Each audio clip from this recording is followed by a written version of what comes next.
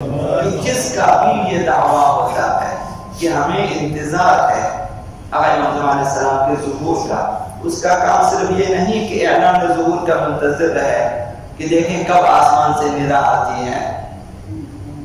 اس کا کام صرف یہ نہیں ہے بلکہ وہ اپنے تمام شخصی کاموں کو بھی انجام دے گا، روزمرہ عبادات کو بھی انجام دے گا، جو بھی اس کی سیاسی، اجتماعی، انفرادی، اجتماعی گھریلو ذمہ داریاں ہیں اسے وہ انجام دے گا، اور اس کے ساتھ ہی وہ ظہور کے لیے خود کو آمادہ کرے گا۔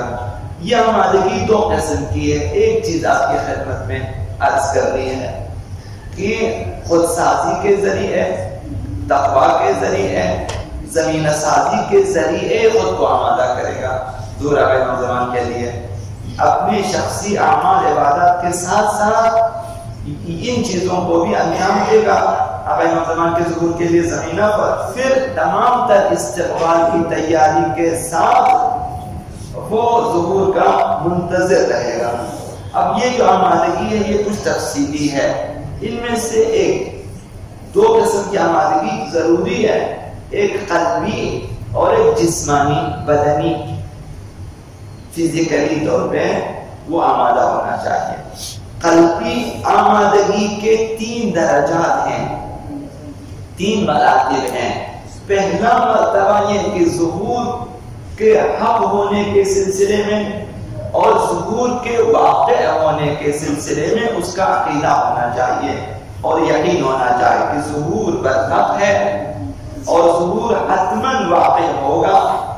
یہ تخلف ناپذیر وعدہ الہی ہے، یہ عقیدہ ہونا چاہیے۔ یہ آمادگی قلبی لوازمات انتظار اور واجبات میں سے ہے، یہ واجب ہے، ہر ایک پر واجب حقیقت ایمان سے وابستہ ہے یہ چیز۔ اگر یہ ایمان نہ ہو تو ظاہراً یہ شخص محکوم باسلام ہے لیکن باطناً کفر ہے، ضلالت ہے، یہ ظاہراً نہیں معلوم لیکن باطناً چونکہ اس کا عقیدہ نہیں ہے، ظہور کو برحق نہیں جانتا اور ظہور کے واقع ہونے کا یقین نہیں ہے، تو یہ کفر و ضلالت ہے اور ہمیشہ کے لیے اس شخص کے لیے آتش جہنم ہے۔ اور دوسرا درجہ ظہور کے واقع ہونے سے پہلے نا امید نہیں ہونا چاہیے۔ پہلے عقیدہ تھا، آہستہ آہستہ ایسا نا امید ہو جاتا ہے، انسان کہتا ہے کہ اپنا معلوم کب ظہور ہوگا، نا امید ہو جاتے ہیں، شاید ظہور نہ ہو، آہستہ آہستہ نا امید ہو۔ یہ نا امیدی فسق ہے۔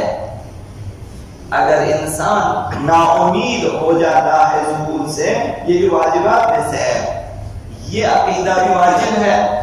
اور اگر یہ عقیدہ نہ ہو تو موجب کفر نہیں ہے لیکن موجب فسق ہے، ایسا شخص فاسق ہے، گناہگار ہے۔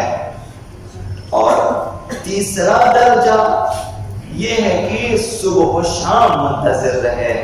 امام زمان کے ظہور کا، صبح و شام، جیسا کہ ائمہ اطہار نے فرمایا فَتَوَقَّعُوا الْفَرَجَ صَبَاحًا وَمَسَاءً، خدا امام زمان نے بھی فرمایا اس طرح سے صبح شام منتظر رہیں۔ ہماری کیفیت صبح شام ان کے ظہور کے لیے آمادگی کے ساتھ ہے، یہ کیفیت ہونی چاہیے کہ ہم منتظر ہیں کہ وہ ممکن ہے صبح کو، ممکن ہے رات کو، چونکہ یہ امر ظہور اچانک ہونے والا ہے۔ روایات میں تاکید بھی ہے، جیسے کہ آپ خدا امام زمان علیہ السلام نے فرمایا فَإِنَّ أَمْرَنَا يَبْعَثُهُ فَجْأَةً، خداوند ہمارے ظہور کا اچانک اذن دے گا، تو اس وقت پھر ہم اپنی تیاری نہیں کر سکیں گے۔ بس ہر حال میں اور ہر وقت ظہور امام زمان علیہ السلام کا منتظر رہنا چاہیے اور اپنی قلبی و بدنی آمادگی کے ساتھ ان کے استقبال کے لیے تیار رہنا چاہیے۔ اللہم بسمک العظیم الاعظم العز الجل الاکرم یا اللہ